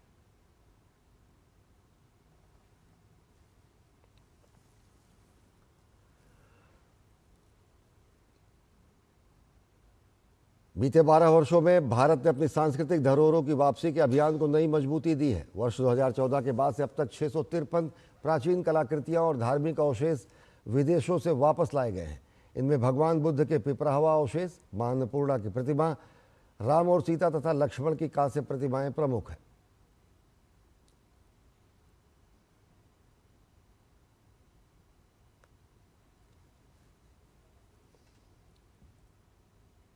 भारत की वैश्विक सांस्कृतिक पहचान लगातार मजबूत हो रही है। देश के यूनेस्को विश्व धरोहरों की संख्या 31 से बढ़कर 44 हो गई है। योग, कुंभ मेला, दुर्गा पूजा और गरबा जैसी भारतीय परंपराओं को अमूर्त सांस्कृतिक विरासत के रूप में अंतर्राष्ट्रीय मान्यता मिली है। वर्ष 2024 में नई दिल्ली में यूनेस्को विश्व धरोहर समिति के 46वें सत्र की मेजबानी भारत ने की। वडनगर में देश का पहला आर्कियोलॉजिकल एक्सपीरियंशियल म्यूजियम स्थापित किया गया है, जहां 5000 से अधिक पुरावशेष प्रदर्शित किए गए हैं। वहीं नई दिल्ली में नॉर्थ और साउथ ब्लॉक परिसर में विकसित हो रहा है युगे युगीन भारत का राष्ट्रीय संग्रहालय। भारत की हजारों वर्षों पुरानी सभ्यतागत यात्रा को आधुनिक तकनीक के माध्यम से ये प्रस्तुत करेगा। विरासत को केवल अतीत की स्मृति न मानकर उसे आर्थिक अवसर, सांस्कृतिक आत्मविश्वास और वैश्विक पहचान का आधार बनाने की दिशा में विकास भी, विरासत भी की अवधारणा को नई ऊर्जा मिली है। और अब बात झारखंड की। झारखंड में राज्यसभा चुनाव के नतीजों ने कांग्रेस और इंडिया गठबंधन को करारा झटका दिया है। एनडीए समर्थित निर्दलीय उम्मीदवार परिमल नाथवानी और झारखंड मुक्ति मोर्चा के उम्मीदवार वैद्यनाथ राम ने राज्यसभा की 2 सीटों पर जीत दर्ज की है, जबकि कांग्रेस उम्मीदवार प्रणव झा चुनाव हार गए हैं। परिमल नाथवानी को प्रथम वरीयता के 28 मत मिले, जबकि कांग्रेस उम्मीदवार प्रणव झा को 20 मत प्राप्त हुए। चुनाव से पहले विधानसभा में संख्या बल के आधार पर कांग्रेस उम्मीदवार की स्थिति मजबूत मानी जा रही थी। ऐसे में नाथवानी के पक्ष में अपेक्षा से अधिक वोट पड़ने का मतलब है कि क्रॉस वोटिंग हुई है और इसके बाद चर्चाएं, सियासी सरगर्मी तेज हो गई है। परिणाम के बाद कांग्रेस ने सहयोगी दलों के कुछ विधायकों पर संदेह जताया, जबकि भाकपा ने इन आरोपों को सिरे से खारिज कर दिया है। महाराष्ट्र की राजनीति में एक बार फिर शिवसेना की अंदरूनी कलह सुर्खियों में है। पार्टी बैठक में 6 सांसदों की गैरमौजूदगी ने उद्धव ठाकरे के नेतृत्व पर ही सवाल खड़े कर दिए हैं। व्हिप, नोटिस और बयानबाजी के बीच बगावत की आहट लगातार तेज हो रही है। ऐसे में सवाल उठता है कि क्या उद्धव ठाकरे अपनी पार्टी को एक और बड़ी टूट से बचा पाएंगे या फिर शिवसेना यूबीटी के सामने अस्तित्व का संकट खड़ा हो गया है।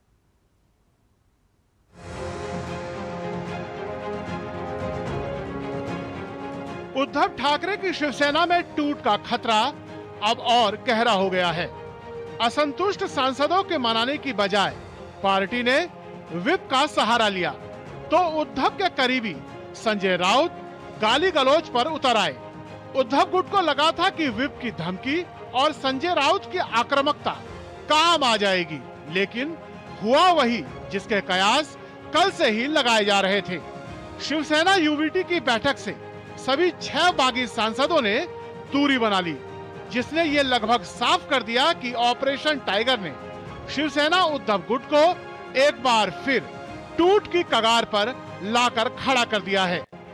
इस हालात में भी अपने सांसदों के असंतोष को समझने की बजाय उद्धव गुट के नेता भाजपा को कटघरे में खड़ा कर रही है। डिफेंड तो भारतीय जनता पार्टी को करना चाहिए, उनके अलायंस को करना चाहिए कि इतना सत्ता की भूख, इतना सत्ता का प्यार कि आप संविधान को खराब कर दो, आप एजेंसीज को अपनी मुट्ठी में कर लो, आप जो भी है सबको डर का माहौल बनाकर रखो, प्रजातंत्र के उसूलों को टाक पे डाल दो। तो ये तो जवाब हमें कोई डिफेंड करने की जरूरत नहीं है। डिफेंड तो भारतीय जनता पार्टी को करना पड़ेगा, क्यों इस तरीके के काम हो रहे हैं। शिवसेना यूबीटी की आज की बैठक से गैर हाजिर रहने वाले सांसदों में संजय दीना पाटिल, संजय देशमुख, नागेश पाटिल अश्रीकर, ओम प्रकाश राजे, निम्बालकर, भाऊ साहेब, वाकचोरे और संजय जाधव शामिल हैं। बागी सांसदों के गैर हाजिर रहने के बाद अब पार्टी उन्हें नोटिस भेजने की बात कह रही है, जबकि संजय राउत एक बार फिर कैमरे के सामने मर्यादा लांघते हुए असंतुष्ट सांसदों को गाली देते हुए नजर आए। इतने आसान नहीं है इस बार की बेईमानी बहुत महंगी पड़ेगी, एकनाथ शिंदे को भी और ये जो 5-6 जो गद्दार लोग हैं उनको भी। अब हम चुप नहीं बैठने वाले। संजय राउत की इस आक्रामक बयानबाजी ने हालात सुधारने की बजाय और बिगाड़ दिए हैं। ऐसे में केंद्रीय मंत्री प्रताप राव जाधव ने इस बगावत की असली जड़ संजय राउत जैसे नेता की मनमानी और बेअंदाजी को बताया। देखो, संजय राउत तो हर बार ही वैसी भाषा करते हैं और उस भाषा की वजह से वो बात खत्म होती जा रही है। वहीं शिवसेना यूबीटी गुट के सभी 6 बागी सांसदों की सुरक्षा बढ़ा दी गई है। केंद्रीय गृह मंत्रालय के सतर्कता के बाद महाराष्ट्र पुलिस और राज्य गृह विभाग ने इन सांसदों की सुरक्षा व्यवस्था को अपग्रेड करते हुए उन्हें Y+ श्रेणी की सुरक्षा प्रदान करने के निर्देश जारी कर दिए हैं। लाख कोशिशों के बाद भी उद्धव ठाकरे अपनी पार्टी नहीं बचा पा रहे। 4 साल में दूसरी बार टूट के कगार पर खड़ी इस पार्टी के नेता अपनी कमियों को दूर करने की बजाय सत्ता पक्ष पर ठीकड़ा फोड़ रहे हैं। ऐसे में उद्धव ठाकरे को मंथन करना चाहिए कि आखिर चूक कहां हो रही है। Bureau report, DD news. Paschim Bengal में बगावत, महाराष्ट्र में टूट और अब यूपी में सियासी तूफान की आहट। सियासत के 3 बड़े राज्यों में एक जैसी तस्वीर सामने आ रही है। इससे सवाल उठता है कि क्या पार्टियों के भीतर चल रही नाराजगी अब खुलकर सामने आने लगी है। तृणमूल कांग्रेस और शिवसेना के बाद अब समाजवादी पार्टी को लेकर बड़ा दावा सामने आया है। दावा ऐसा जिसे लेकर लखनऊ से लेकर दिल्ली तक सियासत बढ़ गई है। कहा जा रहा है कि समाजवादी पार्टी में बागियों की नई कतार बन रही है। राजभर का दावा, सपा में दरार, बलिया के लाल पर सबकी नजर। राजभर के दावे से सपा में हलचल। क्या शुरू हो गई बगावत की पटकथा।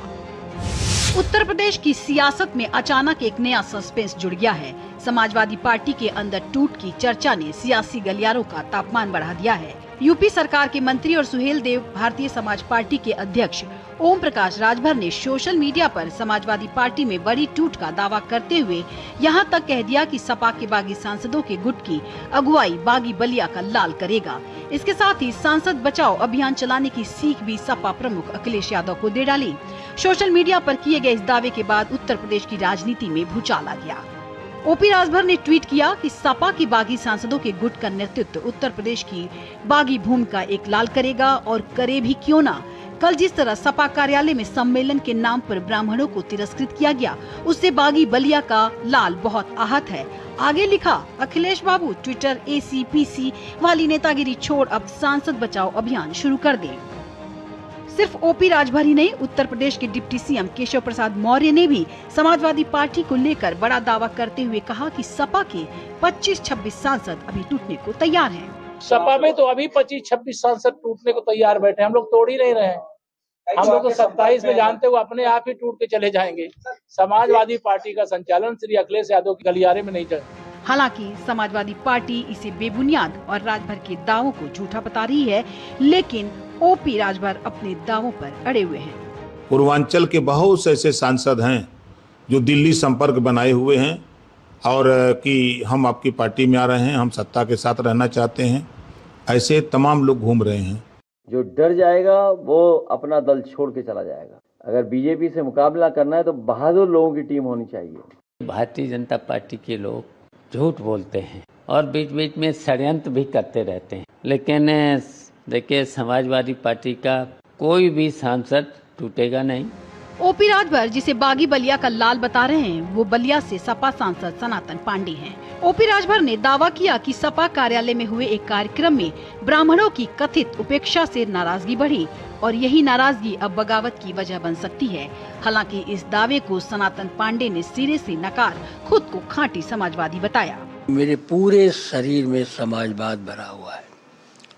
हमको समाजवाद और समाजवादी पार्टी से दुनिया की कोई ताकत अलग नहीं कर सकती है। दरअसल उत्तर प्रदेश की राजनीति में चुनावी आहट के साथ ही दलों के अंदर की हलचल तेज हो गई है।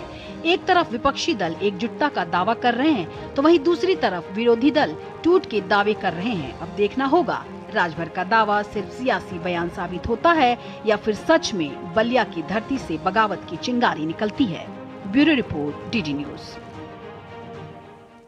पश्चिम बंगाल में तृणमूल कांग्रेस का सियासी संकट अब सिर्फ नेतृत्व और विधायकों की लड़ाई तक सीमित नहीं रह गया है, बल्कि इसके असर पार्टी के संगठनात्मक और वित्तीय व्यवस्था पर भी दिखाई दे रहे हैं। एक और कलकत्ता हाईकोर्ट के फैसले ने विधानसभा के भीतर शक्ति संतुलन को लेकर चल रही जंग को नया मोड़ दिया है, तो वहीं दूसरी ओर पार्टी के करोड़ों रुपए के फंड को लेकर विवाद गहराता जा रहा है। इसके साथ ही कानून व्यवस्था से जुड़े मामलों में लगातार हो रही गिरफ्तारियां ममता बनर्जी की पूर्ववर्ती सरकार और टीएमसी संगठन दोनों के लिए नई चुनौती खड़ी कर रही है। पश्चिम बंगाल की राजनीति में जारी सियासी घमासान के बीच कलकत्ता हाईकोर्ट के एक महत्वपूर्ण फैसले से ममता बनर्जी को फिर झटका लगा है। हाईकोर्ट ने ऋतुव्रत बनर्जी को ही विपक्ष के नेता के तौर पर मान्यता दी है। कोलकाता हाईकोर्ट ने विधानसभा स्पीकर रविंद्रनाथ बसु के निर्णय पर मोहर लगा दी है। इस मामले की अगली सुनवाई अब 28 जुलाई को होगी। टीएमसी को एक के बाद एक लगातार लग रहे झटकों से राजनीतिक गलियारों में अलग अलग तरह की प्रतिक्रिया सामने आ रही है। ममता बनर्जी की यह हाल है, ना उनके पार्टी है, ना उनके कार्यकर्ता है, ना उनका पार्टी ऑफिस है, सब छीन चुकी है। अभी हॉकर्स को लेके कुछ ना कुछ करके मीडिया में और रहने का एक अंतिम प्रयास है मात्र। कोई सेटबैक नहीं है, इंटरिम ऑर्डर नहीं दिया, पूरा मामला अभी मामला चलेगा, इंटरिम ऑर्डर नहीं दिया, कोर्ट पूरा हियरिंग करेगा। ममता बनर्जी का हालत ऐसा पहुंच गया, जो करने जाते हैं वही उनको खिलाफ चला जा रहा है। ऐसा हालत में टीएमसी का होगी ये कभी सोचा नहीं। पार्टी संकट से जूझ रही ममता बनर्जी की सुरक्षा व्यवस्था को लेकर नया विवाद खड़ा हो गया है। राज्य सरकार पर ममता बनर्जी की सुरक्षा व्यवस्था वापस लेने का आरोप लगा, लेकिन कोलकाता पुलिस ने आरोपों को सिरे से खारिज कर दिया। साथ ही कहा कि ममता बनर्जी की सुरक्षा में किसी भी प्रकार की कटौती नहीं की गई है। केवल उनकी सुरक्षा में तैनात 2 निजी सुरक्षा अधिकारियों को नियमित प्रशासनिक प्रक्रिया के तहत बदला गया है। पुलिस ने यह भी स्पष्ट किया कि ममता बनर्जी के आवास की सुरक्षा कम नहीं बल्कि और मजबूत की गई है। बुधवार से उनके घर के बाहर ऊंचे सुरक्षा बैरिकेड भी लगाए गए हैं। इस बीच पश्चिम बंगाल में तृणमूल कांग्रेस का आंतरिक संकट अब पार्टी की वित्तीय व्यवस्था तक पहुंच गया है। पार्टी के पूर्व कोषाध्यक्ष और पूर्व मंत्री अरूप विश्वास ने एक निजी बैंक को पत्र लिखकर टीएमसी के बैंक खाते से किसी भी तरह के लेन देन पर तत्काल रोक लगाने की मांग की है। तृणमूल सूत्रों के अनुसार पार्टी की 534 करोड़ रुपए की राशि को दूसरे खाते में स्थानांतरित करने के लिए ममता बनर्जी ने कोषाध्यक्ष अरूप विश्वास को निर्देश दिया था। इस बीच अपने भाई स्वरूप विश्वास की गिरफ्तारी और मैसी प्रकरण में पुलिस सम्मन के बाद सार्वजनिक जीवन से दूर रहे अरूप विश्वास गुरुवार को आखिरकार 3 बार सम्मन टालने के बाद विधाननगर दक्षिण पुलिस थाने में अधिकारियों के सामने पेश हुए। उधर राज्य में कानून व्यवस्था को लेकर भी सख्त कार्रवाई की जा रही है। दक्षिण 24 परगना जिले के फलता थाना पर धावा बोलकर टीएमसी नेता जहांगीर खान को छुड़ाने की कोशिश के मामले में पुलिस ने 8 और लोगों को गिरफ्तार किया है। इस घटना का नेतृत्व कथित तौर पर जहांगीर खान की पत्नी रेजिना बीबी कर रही थी, जो फिलहाल फरार है। डायमंड हार्बर जिला पुलिस द्वारा की गई इन 7 नई गिरफ्तारी के बाद इस मामले में गिरफ्तार आरोपियों की कुल संख्या बढ़कर 16 हो गई है। ब्यूरो इनपुट के साथ सौरभ दत्ता की रिपोर्ट, डीडी न्यूज। सीबीआई ने गुरुवार को पश्चिम बंगाल में बीजेपी कार्यकर्ता माणिक मैत्रा की हत्या और 2021 में विधानसभा चुनाव के बाद हुई हिंसा के मामले में 5 साल से फरार वांछित आरोपी श्यामलाल बर्मन को गिरफ्तार किया। श्यामलाल बर्मन को सिलीगुड़ी से गिरफ्तार किया गया, जहां वो कथित तौर पर एफआईआर दर्ज होने के बाद लगभग 5 साल से छिपा हुआ था। सीबीआई ने अपने बयान में कहा कि वह कभी भी जांच या मुकदमे में शामिल नहीं हुआ। सीबीआई ने उस पर 50,000 रुपए के नकद इनाम की घोषणा की थी। सीबीआई ने कूच बिहार के शीतलकुची पुलिस स्टेशन से जांच अपने हाथ में ले ली है। पश्चिम बंगाल में 2 मई 2021 को विधानसभा चुनाव के नतीजे घोषित होने के बाद हिंसा फूट पड़ी थी। कलकत्ता उच्च न्यायालय के आदेश के बाद 27 अगस्त 2021 को सीबीआई ने इस मामले की जांच अपने हाथ में ली। मामले में एजेंसी पहले ही श्यामलाल बर्मन सहित 6 आरोपियों के खिलाफ चार्जशीट दाखिल कर चुकी है। प्रवर्तन निदेशालय ने केरल में कथित अवैध अंग प्रत्यारोपण और इससे जुड़े मनी लॉन्ड्रिंग मामले में बड़ी कार्रवाई करते हुए कई प्रमुख निजी अस्पतालों पर एक साथ छापेमारी की है। ये कार्रवाई कोच्चि में पिछले महीने सामने आए अंग व्यापार घोटाले के बाद की गई जांच का हिस्सा है। सूत्रों के अनुसार ईडी की कोच्चि जोनल यूनिट ने सुबह सुबह ये छापेमारी शुरू की। जांच का फोकस उन पैसों और संपत्तियों पर है जो कथित तौर पर अवैध अंग प्रत्यारोपण गतिविधियों के जरिए कमाए गए हैं।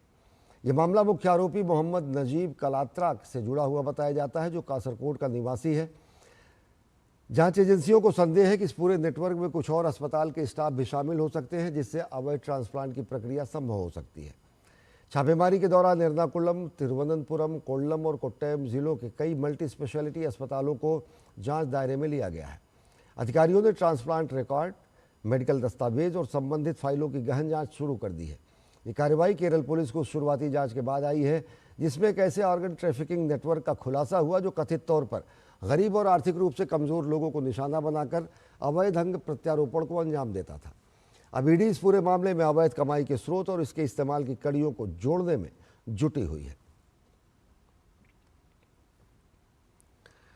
रुक करते हैं मणिपुर की ओर। मणिपुर में सुरक्षा बलों ने सघन तलाशी अभियान चलाकर 7 लोगों को गिरफ्तार किया है। 3 विभिन्न उग्रवादी संगठनों से जुड़े लोग भी गिरफ्तार हुए हैं। इन आरोपियों के पास से पुलिस ने भारी मात्रा में गोला बारूद बरामद किया है। इसके अलावा सुरक्षा बलों ने विभिन्न जिलों में बनाए गए 39 बंकरों को भी ध्वस्त कर दिया है। सुरक्षा बलों की संयुक्त कार्रवाई में United Kuki National Army UKNA का एक उग्रवादी भी मारा गया है। पुलिस अधिकारियों के मुताबिक कांगलेई पाक कम्युनिस्ट पार्टी KCP और कांगलेई पाक की समाजवादी क्रांतिकारी पार्टी सोरेपा के संगठनों के 3 उग्रवादियों को इम्फाल के विष्णुपुर जिले से गिरफ्तार किया गया। गिरफ्तार हुए सभी उग्रवादी कई प्रकार के हिंसक और आपराधिक गतिविधियों में संलिप्त पाए गए हैं। पुलिस अधिकारियों के मुताबिक कांगकोपकी जिले में सर्च ऑपरेशन के दौरान सुरक्षा बलों ने भारी मात्रा में गोला बारूद बरामद किया है। बरामद हथियारों में 11 single barrel breach loading SBBL, 12 bore बंदूकें, 12 बोर के 294 जिंदा कारतूस, बारूद के 2 पैकेट, 12 बोर के कारतूस के 34 खाली खोखे और 6 बुलेट प्रूफ जैकेट शामिल है।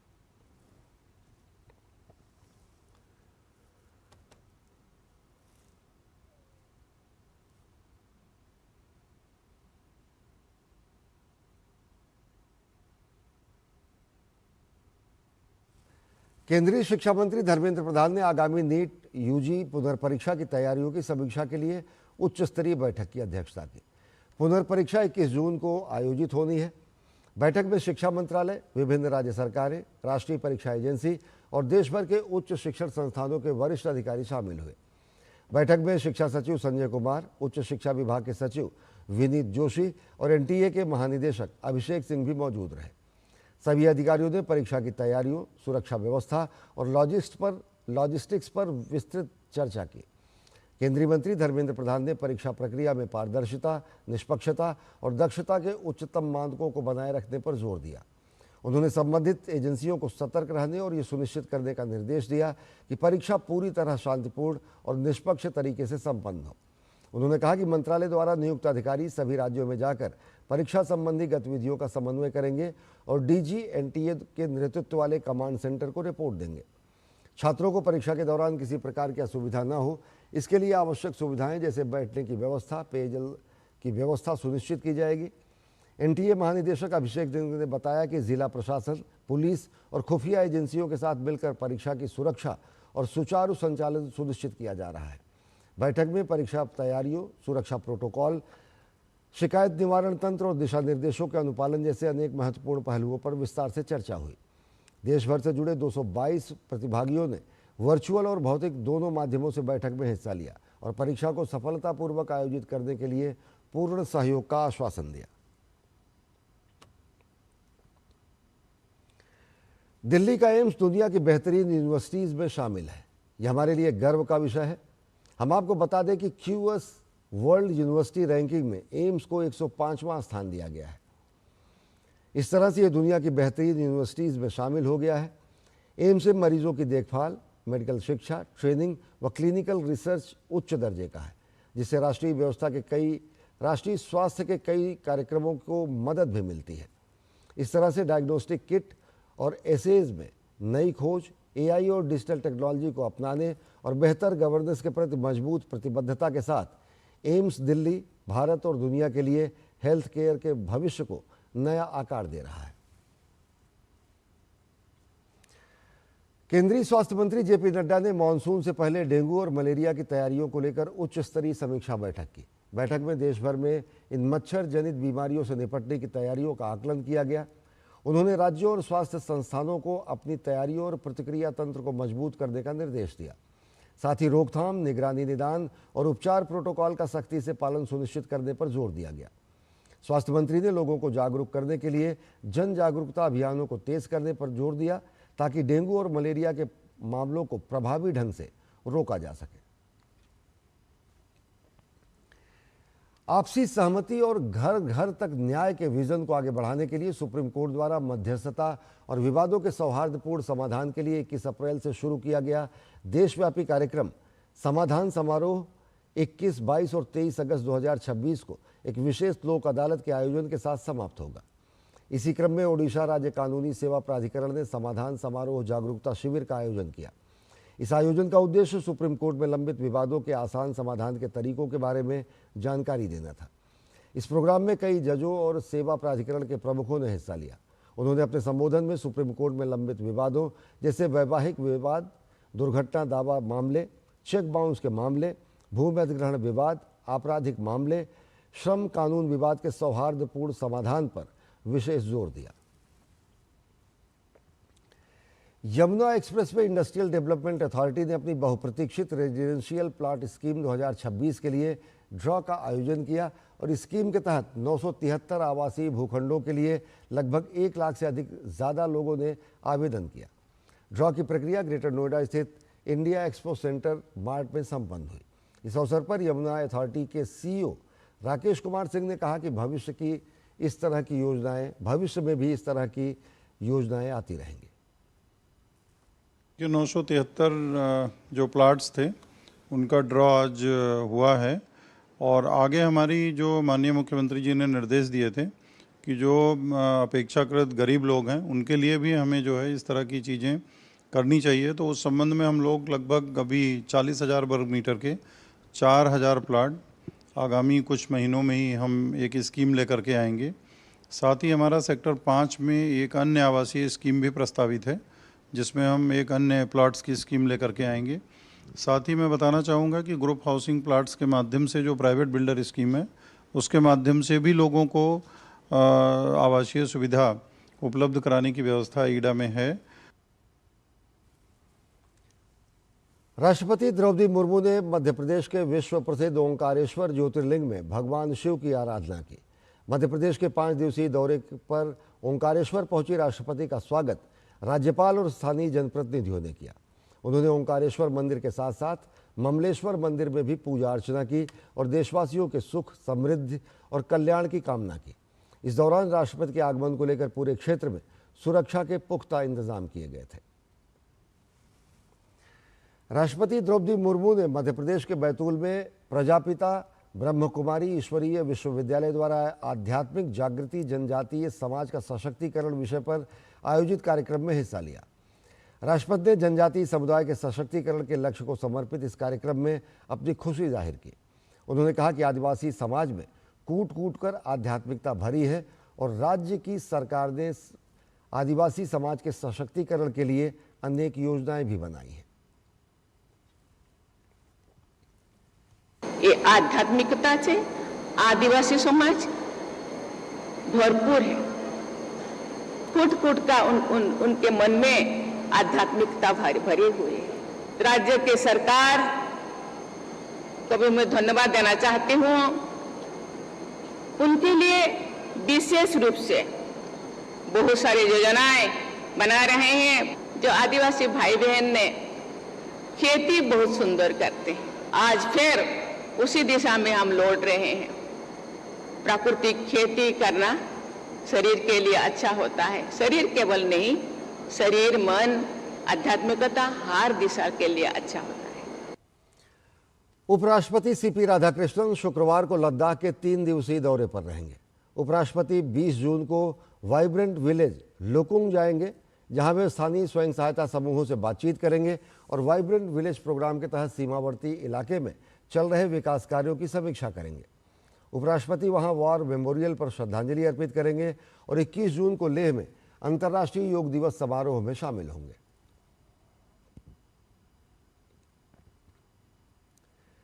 भारतीय सेना की 40 सदस्यीय टुकड़ी बहुपक्षीय सैन्य अभ्यास खान क्वेस्ट में भाग लेने के लिए मंगोलिया रवाना हो रही है। यह अभ्यास 20 जून से लेकर 3 जुलाई तक मंगोलिया की राजधानी उलान बटोर के 5 हिल्स ट्रेनिंग एरिया में आयोजित किया जाएगा। खान क्वेस्ट एक महत्वपूर्ण बहुपक्षीय शांति स्थापना अभ्यास है जिसकी शुरुआत वर्ष 2003 में अमेरिका और मंगोलियाई रक्षा बलों के बीच द्विपक्षीय अभ्यास के रूप में हुई थी। वर्ष 2006 में इसे बहुपक्षीय अभ्यास में परिवर्तित कर दिया गया और वर्तमान में इसका 23वां संस्करण आयोजित किया जा रहा है। इस अभ्यास का मुख्य उद्देश्य संयुक्त राष्ट्र चार्टर के अध्याय 7 के तहत शांति सहायता अभियानों के लिए विभिन्न देशों की सेनाओं के बीच सहयोग, समन्वय और आपसी तालमेल को बढ़ावा देना है। इसमें संयुक्त योजना, सामरिक अभ्यास और शांति स्थापना जैसे विविध प्रशिक्षण शामिल होते हैं। भारतीय टुकड़ी में जाट रेजिमेंट के जवानों के साथ साथ अन्य शाखाओं और सेवाओं के कर्मी भी शामिल हैं। अभ्यास के दौरान सैनिक स्थिर और मोबाइल चेक पोस्ट, घेराबंदी और तलाशी अभियान, गश्त, आईईडी से निपटने, कॉम्बैट फर्स्ट एड और साथ ही साथ घायल सैनिकों की सुरक्षित निकासी जैसे महत्वपूर्ण सैन्य अभ्यासों में हिस्सा लेंगे। यह अभ्यास भाग लेने वाले देशों को शांति मिशनों के लिए तैयार करने, सर्वोत्तम कार्यप्रणालियों के आदान प्रदान करने और आपसी सहयोग को मजबूत करने का एक महत्वपूर्ण वैश्विक मंच है। भारतीय तटरक्षक बल की परिचालन क्षमता को और मजबूत करने की दिशा में एक महत्वपूर्ण कदम उठाया गया है। गोवा में भारतीय तटरक्षक बल ने 6 स्वदेशी एयर कुशन व्हीकल यानी होवरक्राफ्ट की श्रृंखला के पहले प्लेटफॉर्म को शामिल किया है।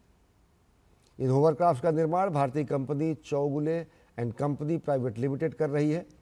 पूरी तरह भारत में डिजाइन और निर्मित ये ACV आत्मनिर्भर भारत के तहत रक्षा क्षेत्र में बढ़ती स्वदेशी क्षमता का प्रतीक है। होवरक्राफ्ट की सबसे बड़ी विशेषता यह है कि ये पानी, दलदली क्षेत्रों, रेतीली तटों और ज्वार भाटे से प्रभावित उथले इलाकों में भी बिना किसी रुकावट के संचालित हो सकता है। यही क्षमता इसे पारंपरिक गश्ती नौकाओं से अलग बनाती है। तटीय घुसपैठ, तस्करी रोधी अभियान, आपदा के दौरान फंसे हुए लोगों तक त्वरित पहुंच और संवेदनशील समुद्री क्षेत्रों में निगरानी के लिए ये तटरक्षक बल के लिए महत्वपूर्ण फर्स्ट रिस्पॉन्डर प्लेटफॉर्म साबित होता है। विशेष रूप से भारत की लंबी तटीय रेखा, कच्छ के रण, सुंदरबन और नदियों के मुहाने जैसे उथले जल क्षेत्रों में इसकी उपयोगिता काफी बढ़ जाती है। तो बुलेटिन में फिलहाल इतना ही। देश और दुनिया की ताजा तरीन खबरों के लिए देखते रहिए DD न्यूज। नमस्कार।